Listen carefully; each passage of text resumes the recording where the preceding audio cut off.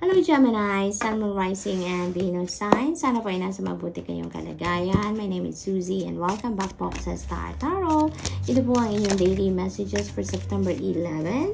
And general reading po ito ha, kaya hindi ito mag-resonate sa lahat. Kunin nyo lang po kung ano ang sasakto sa inyong sitwasyon.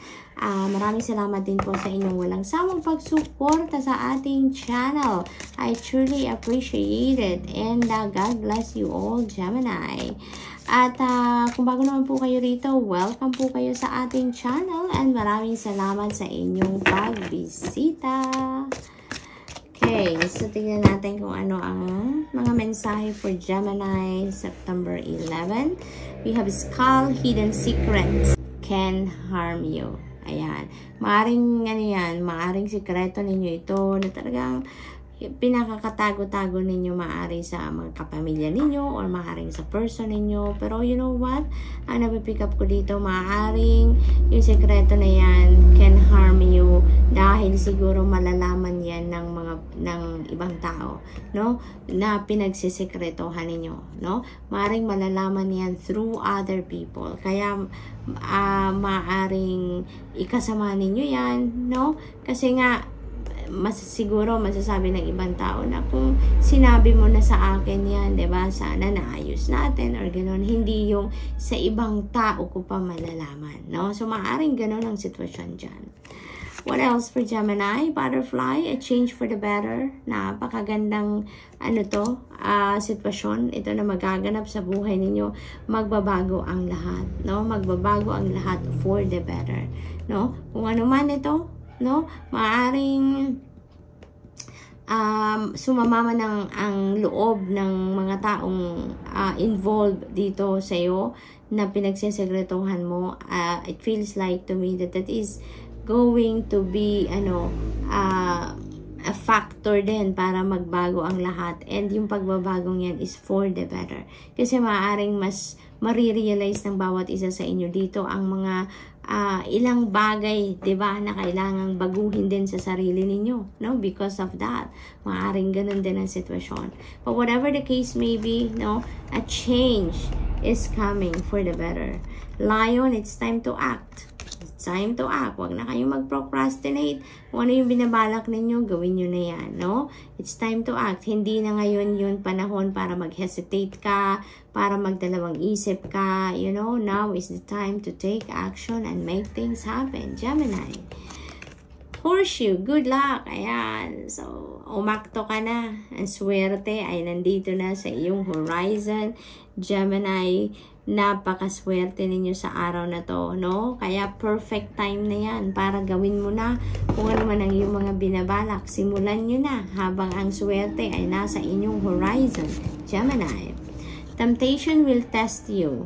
Ayan. So, use your own judgment and discernment dito sa mga bagay na to na magte-test sa iyo kung gaano kayo katatag, kung gaano kayo ka-loyal, or kung gaano kayo ka-sincere sa kung ano man ang gagawin ninyo or sa mga tao. 'Di ba? Yung mga ganon.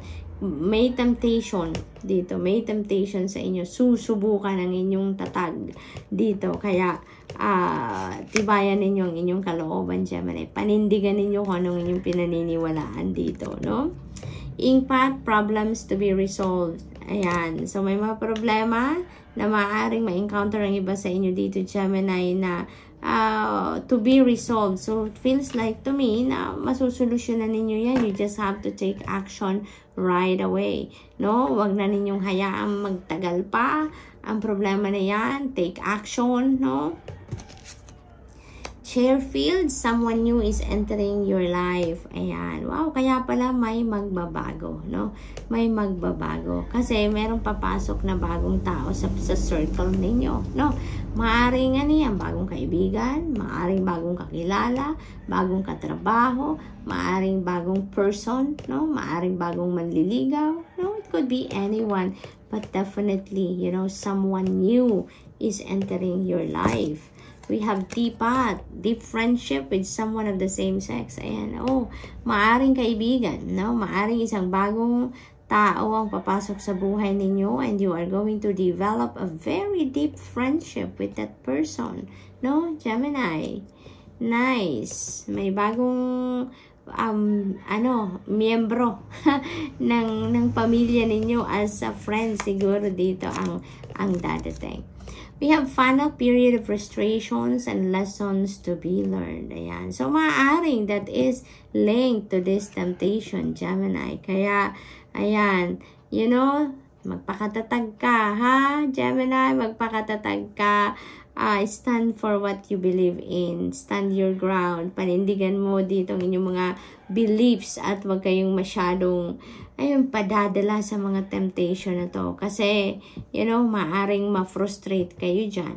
No? Maaring yung frustration na yan, ayan manggagaling dito sa kung ano man ang temptation na to. No? Kaya, try to avoid this temptation because it feels like to me na maaaring may sitwasyon dyan na mapofrustrate kayo about someone or about something or about the situation itself. Okay? But whatever the case may be, just in case, you know, there are lessons to be learned din naman dyan. Kaya, maaaring somehow, no, ang iba siguro sa inyo, talagang matitempt kayo na gawin yan. Kaya may mga lessons kayo na maaring matutunan ninyo dyan. So, Gemini, that's all I have for you for today. I hope nakatulong ang mga mensaheng ito in some way. Thank you for watching. Love and light. Namaste.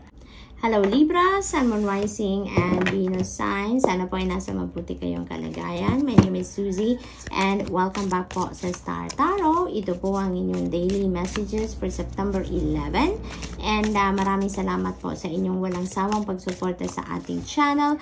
I truly appreciate it. And God bless you all, Libra. Kung bago naman po kayo rito, welcome po kayo sa ating channel at maraming salamat po sa inyong pagbisita. Tingnan natin kung ano ang mga mensahe para sa inyo sa araw na ito, Libra. We have clouds, temporary problems. Ayan, so may mga problema na maaring ma-encounter ang iba sa inyo dito, Libra, na talagang dadaan lang yan, no? That is very temporary and everything is temporary naman talaga. Kaya, dadaan lang yan, no? Saglit lang yan, masusolusyonan nyo agad. Goldfish, increase in material wealth or spiritual growth. Ayan, napakaganda naman. Maaring yung problema na yan, maaring pangkaperahan, no, Libra? Pero masusolusyonan nyo agad because there is an opportunity for you para magkapera. There is financial gain dito. May karagdagang kayamanan, kaperahan na parating sa inyo. Or for others of you, that is also an spiritual growth naman, no? Na maaaring mangyari. Horse, short journey. Ayan, may biyahe, may travel. Dito si Libra na saglit lang, no? Short journey lang ito. Mabilis lang yan. Malapit lang siguro. Firecracker, excitement. Yay! Ito yung mararamdaman ninyo. Sobrang excitement. 'Di ba? Dahil siguro dito sa material wealth na parating. Maaring hindi ninyo ito inaasahang kaperahan na parating sa inyo, Libra. No? It will come in at a time na talaga namang masusurpresa kayo. Yun ang aking napipick up dyan. Kaya sobrang excitement na mararamdaman ninyo. And during this time, you will be dealing with a woman. Ayan. So, this could be anyone, no, Libra? Maaring boss ninyo ito, maaring nanay ninyo, lola ninyo, maaring ito ay kaibigan, katrabaho ninyo, kapatid. This could be anyone, no, that you are dealing with. Gavel, involvement with the law. Ayan, so maaaring ang iba sa inyo is a law enforcer, no? Maaring nagtatrabaho din kayo sa kapulisan, maaring nagtatrabaho kayo sa korte, yung mga ganon, ano? Maaring you are the one ang nag-i-enforce ng batas. What else? We have love. Wow, overflowing of love ngayon si Libra. Maaring si woman, no, is your love interest, Libra, no? Kaya you are dealing with this person sa ngayon kasi maaring ngayon yung time din na magbibigay talaga kayo ng panahon para sa inyong minamahal, no? Sa inyong loved one. Maaring ganun ang sitwasyon. What else? We have teapot, a deep friendship with someone of the same sex. Ayan. So, maaari din na si woman is your friend, no? Libra. And maaring now is the time also na maggagawa din kayo ng mga bagay para ma-nurture and ma-cultivate ang inyong friendship with this woman. Maring magpapakita din kayo ngayon ng talagang pagmamahal ninyo sa inyong kaibigan, no? Maaring ganun din ang sitwasyon dito. Libra, you're going to definitely be overflowing of love sa ngayon. What else? We have November. Ayan, November is a remarkable month for you. Libra, maaring meron ka ditong mga plano na sisimulan. Maaring meron kayong ngayon, mga dinidiskarte, pinag-iisipang endeavor na gusto ninyong simulan agad-agad around November, no? Maaring ganyan ang sitwasyon, maaring business opportunity ito. Yun ang aking napipick up dito for some of you, Libra. So, Libra, that's all I have for you for today. I hope nakatulong ang mga mensaheng ito in some way. Thank you for watching. Love and light. Namaste. Hello, Aquarius, Sun, Moon, Rising, and Venus sign. Sana po nasa mabuti kayong kalagayan. My name is Suzy and welcome back po sa Star Tarot. Ito po ang inyong daily messages for September 11. At maraming salamat po sa inyong walang sawang pagsuporta sa ating channel. I truly appreciate it and God bless you all, Aquarius. And kung bago naman po kayo rito, welcome po sa ating channel at maraming salamat sa inyong pagbisita. General reading po ito ha, kaya hindi ito magra-resonate sa lahat. Kunin nyo lang kung ano ang sasakto sa inyong sitwasyon. We have flowers, happiness. Wow, Aquarius. Magiging masaya kayo sa araw na to. Babalutin kayo ng happiness around this time. Kaya naman, no, magiging masaya kayo dahil there are something important going to come your way. Tulad ng bagong trabaho or pay raise, no? Aquarius, napakaganda. Maaari din na no? Bagong posisyon sa trabaho, maaring promotion din yan. Aquarius, no, na parating sa inyo. So, napakaganda. No? Kaya talaga naman magiging masaya kayo sa ngayon. Kasi maaaring magsisimula na talaga kayo sa bago ninyong trabaho. Bagong posisyon, bagong role, no, sa trabaho. We have Tower, solid foundation, success with effort. Ayan. So, you know what? Parang sinasabi sa inyo ng mensaheng ito na try ngayon to lay a solid foundation dito sa kung ano man ang inyong career or sa inyong trabaho, you know, and gumawa pa kayo, dagdagan ninyo ng effort, dagdagan pa ninyo ng extra effort, pagtsatsaga at lahat, and maaabot ninyo ang tuktok ng tagumpay. You will be able to build your own tower dito, no, with success kapag you know, nag-effort kayo, nagsipag kayo, nag-persevere kayo, no? So, maaring yan ang napakagandang reminder din para sa inyo sa ngayon, lalong-lalo na ng iba sa inyo is nagsisimula ng bagong trabaho, nagsisimula ng bagong role sa trabaho, you know, para mas umangat kayo, para mas magtagumpay kayo sa inyong larangang ginagalawan, you know?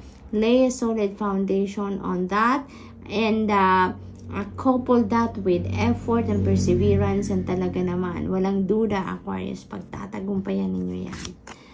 Hamak, ayan, taking a vacation physically or mentally. Ayan. So, ang iba naman sa inyo dito, it's a must din na magbakasyon kayo, no? Physically or mentally. Kasi maaaring ang iba naman sa inyo pagod na, no? Pagod na, maaaring exhausted na kayo, mentally, physically, emotionally, and spiritually. Kaya kailangan na ninyo ng bakasyon. Kailangan na ninyo muna na mag-step back ng kahit konti lang na panahon, no? Sa kung ano man ang inyong ginagawa, sa kung ano man ang inyong routine, sa trabaho ninyo, yung mga ganon. Nang sa gayon, makapag-rejuvenate kayo, makapag-rejuvenate at recuperate kayo at makapag-recharge kayo. Kailangan ninyo yan, Aquarius. Maaari din naman, no, na parang piniprepare kayo dito ng spirit, no, na magbakasyon kayo physically, nang sa gayon, maging handa kayo dito sa pagpasok ninyo sa bagong trabaho or sa bagong role ninyo sa trabaho, no? So, yun din ang ganap. At ang iba naman sa inyo dito, take a vacation, no? From thinking too much. Kasi maaring ang iba naman sa inyo dito, ang sitwasyon, ang lalim ng iniisip, ang layo ng nararating ng isip, no? Kaya, maaaring na-stress na din ang iba sa inyo dito, Aquarius. And, it's about time na para ipagpahinga mo naman muna ang iyong isipan. Kasi, di ba, kapag nakapag-relax ka, kapag nakapag-reflect ka, nakapag-muni-muni ka, mas magiging maayos ang takbo ng pag-iisip, di ba? Kasi, parang na-organize mo din ang inyong isip. Kaya, yun ang kailangan ng iba sa inyo dito, Aquarius. So, take a vacation sa pag-iisip din. Okay? What else? Para mas maging productive kayo, mas maraming maiisip na magagandang bagay. We have the energy of the feathers. Someone you know is undependable and insincere. Ayan. So, pag-isipan ninyong mabuti yan na huwag kayong masyadong mag-share ng mga valuable information sa taong ito. Kasi hindi ninyo yan maaasahan, hindi ninyo yan mapagkakatiwalaan, at hindi yan sincere sa inyo. No? Maaaring ngayon lang din ninyo yan madidiskubre ang taong ito na ganyan pala siya. Diba? So, mag-ingat kayo sa taong yan. Cobweb, protected from negative forces beyond your control. Ayan. So, you are blessed talaga around this time, Aquarius, because you also have a spiritual protection. You have a spiritual guidance. Diba? Protektado kayo. Parang sinasabi dito sa inyo, Aquarius, na you have nothing to worry about because you are spiritually protected from negative forces. What else? We have scales. Keep your life in balance. Okay? Keep your life in balance. Kaya kailangan ninyo na ang bakasyon. Kailangan nyo na take a breather muna kayo from what is causing you stress or kung ano man ang inyong pinagkakabisihan sa ngayon. Kailangan mo muna na mag-step back ng saglit lang para lang na makapag-recharge ka, makapag-rejuvenate ka, okay? Dahil kailangan mo yan na mabalanse ang lahat, no? Nang maging mas maayos ang takbo ng buhay ninyo, pag-iisip ninyo, decision making, yung mga ganun ba? So what else? We have dog far away. A distant friend is thinking of you. Ayan. So meron nag-iisip sa inyo from afar. No, maaring kaibigan nyo yan, maaring kamag-anak nyo, pinsan ninyo, you know, maari din na mga anak ninyo to. No, not necessary din na kaibigan lang yan. But this could be someone din na maaaring anak ninyo ang nag-iisip sa inyo. Naaalala kayo or inaalala kayo, no? Aquarius? What else? Final message ninyo, older man. Dealings or relationship with an older man. Maaring yung taong ito na nag-iisip sa inyo na nasa malayong lugar is an older man. Maaring siya yun. Maaring kaibigan nyo talaga yan, si older man. Maaari ding mandiligaw ninyo, karelasyon ninyo, boyfriend ninyo, asawa ninyo. It could be anyone sa buhay ninyo. Depende sa inyong sitwasyon, Aquarius. But definitely, you know, napipick up ko dito, this older man is someone na iniisip kayo from afar, no? So, Aquarius, that's all I have for you for today. I hope nakatulong ang mga mensaheng ito in some way. Thank you for watching. Love and light. Namaste.